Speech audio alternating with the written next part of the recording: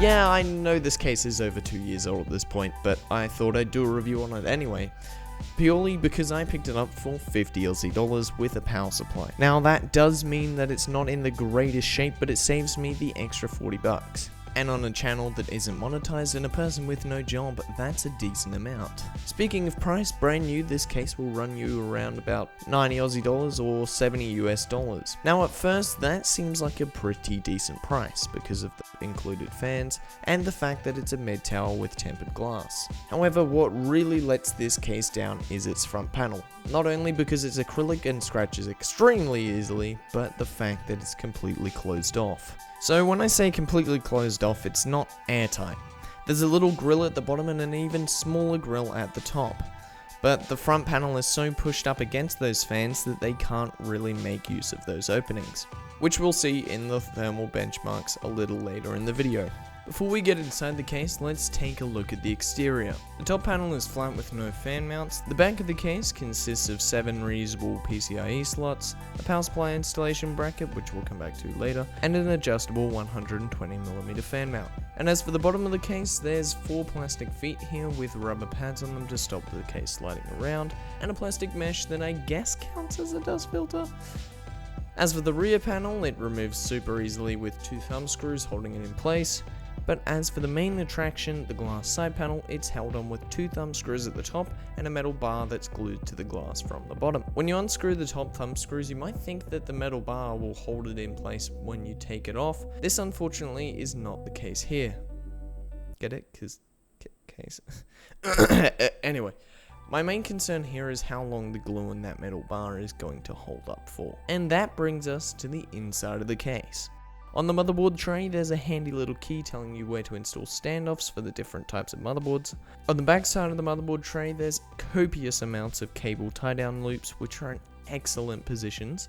And there's also 2 big cable management cutouts, which cover pretty much every area you want to route a cable through. Moving down to the power supply basement reveals a drive cage, which unfortunately is not removable.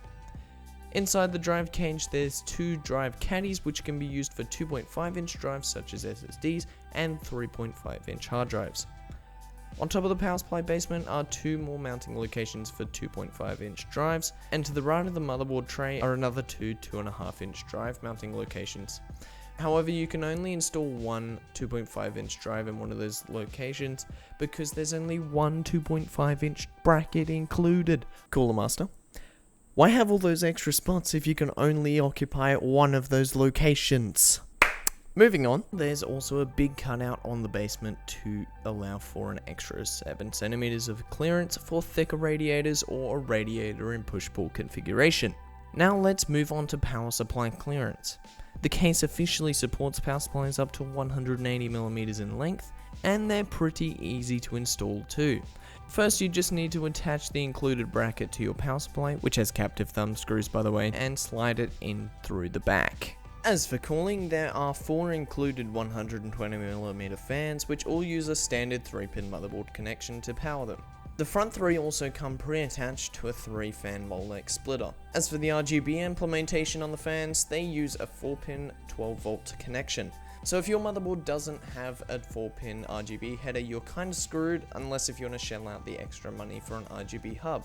At the front of the case, you can swap out the 3 front fans for 2 140mm fans, and at the back you're stuck with a 120mm mount. And as for radiator support, the case can support up to a 120mm rad at the back, and up to a 360mm rad at the front. The case also supports air coolers up to 163mm tall, which means coolers like the NH-D14 and D15 will only just fit. As for GPU support though, there's a heap of room here for cards up to 400mm. However, if you plan on chucking in a thick radiator and fans into the front, that'll come down to about 300mm. Now let's move on to cooling results and see just how restrictive that front panel really is.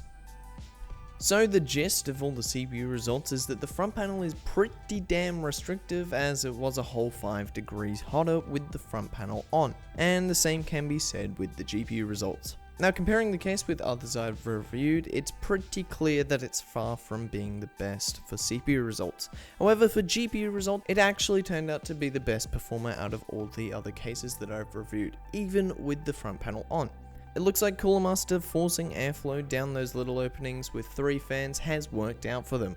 However, it could also have been better if they just chucked a mesh panel on the front. Cable management was also a breeze with about 1.5 centimeters of room behind the motherboard tray, and all those extra cable tie points. So with everything out of the way, let's take a quick look at the front I/O before I forget.